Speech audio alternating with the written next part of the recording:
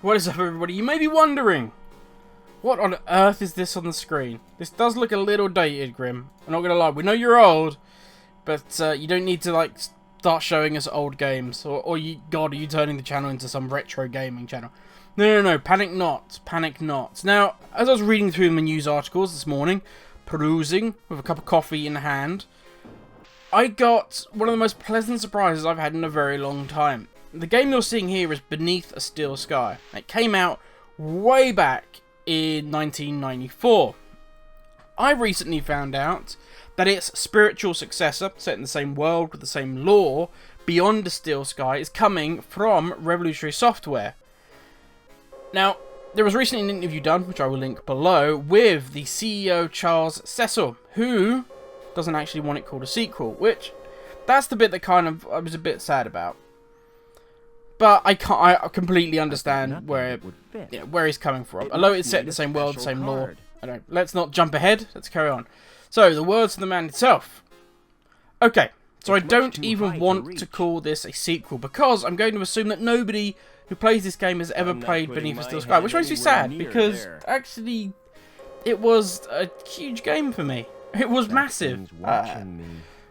It was one of those where it was just so funny, the world was immersive, and I remember just being sat there in my room late at night just playing it, and just being absorbed into this world. It got me into this kind of this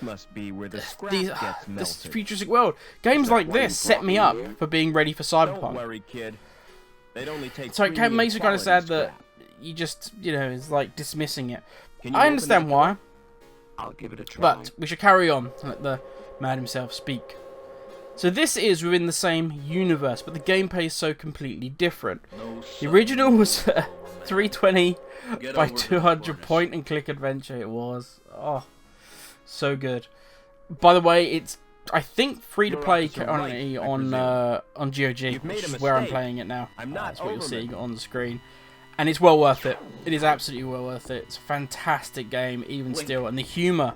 It was the humour I remembered most. Because so for instance, in the very first couple of, probably the first 30 seconds of the game, there's a press. You're in a factory. There's this press pounding away. And when you click on it, the main protagonist turns around and says, this sounds like 2 asthmatic dinosaurs during mating season. I still use that to this day. The card may be useful, and it comes from this game. And I'll take his dark glasses too. So good. Anyway, I'm getting distracted. I apologize. Okay. So that was the original. This is a much more ambitious game. This is a full 3D world, but very much based on the idea of core adventure puzzles built on top of pillars. So in essence, it has the, I would hope, the spirit of the original. But they're going for different stuff, which I understand. It would be as if, I'm trying to think of a world, like, let's say Assassin's Creed. It would say if they made a first-person shooter Assassin's Creed. It's based in the same world, but we don't want to. I respect it, because what they're basically saying is we don't want you to believe this is going to be a spiritual successor. We don't want you to think that we've made Beneath the Steel Sky for the modern time. It's different. So different to the point of that you may not, we don't want to associate it with the original. We don't want you thinking that this is the spiritual successor to it. So I can get why they're doing it, but don't do it, just, you know, capitalise on what Beneath the Steel Sky was, because it was an amazing game. And everybody that's probably listening to this is like, I've never heard of this game, Grim. You're talking out your ass. What the hell? But let's carry on. These pillars that the puzzles are built on top of include the virtual theatre system. This is what dives into adapting the same ideas from the original game, but taking them a step further. He also talks about the difference when it comes to puzzle solving, moving on from the trial and error approach of older games like the Monkey Island series. So for any of you that have played any of those kind of point and click games, generally you would, let's say, see something.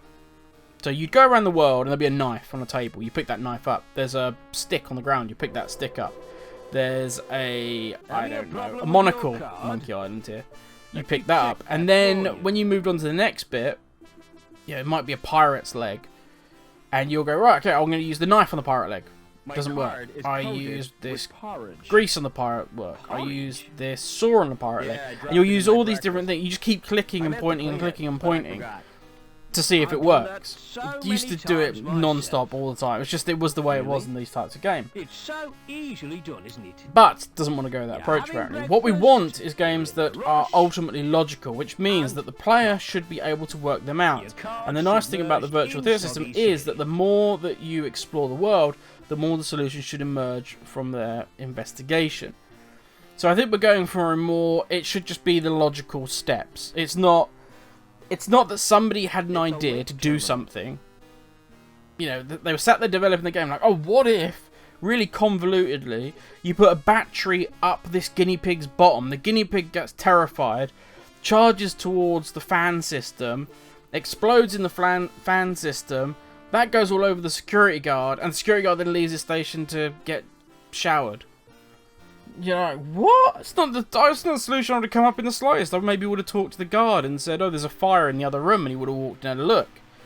But there were very specific ways that you had to do these puzzles.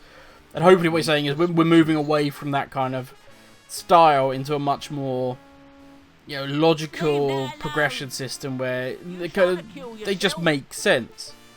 Now, the other thing is that when this game comes out, it's like only a few months away, which I was really shocked at. So, as I say, I've heard of this game kicking about, but I was completely unaware that they are aiming for a winter 2019 release. Now, that's flexible, obviously, with regards to the delivery timetables, whether they can actually crunch down and get this done. Not that we should use the term crunch anymore. But they are looking for probably December, January, maybe February for a launch date. Which is perfect for me, because that fits exactly into a time period where I don't have that much to play. We've got Warcraft 3 coming out, which I'm excited for. Fancy getting back into the remastered Warcraft 3. And I've said many times before, I love the spirit that the developers for that have gone at it with, which is all about, it's for the fans. This has to be for the fans. This is not a re-release just to make some money. So I respect that, and that's why I put money down for it, to support them. But if this does come in the December-January window, I will more than happily slip a little bit of Beyond the Steel Sky in and relive those youthful days of bunkering down, staying away from the sun, and playing way too many hours into a point-and-click puzzle game. But that is me done. I know nobody will probably be interested in this. Everybody will be like, what the hell is he talking about? Why is he just rambling on about some old game? But this was pretty huge for me. It's a huge favourite game from way back in the day. And to see it come back to life, even if it's, you know, in a different guise, I'm excited for it. I really am. It's, by the way, already on Steam. If you want to at least click to like and follow and all that good stuff, it is on Steam. You can go and have a look at it. And there is a little trailer on there. I'm not sure where it's from. As I say, I've literally only really just found out about that. I didn't know it was on Steam myself. So, but yeah, go and have a look if you want. Add it to your wish list, all that good stuff.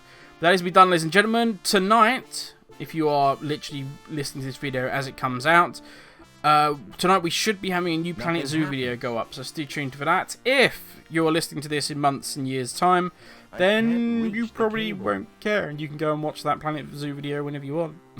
Or loads of Planet Zoo content that we've had since then. But anyway, that is me done and rambling on. Have a great one, everybody, and I'll catch you all later.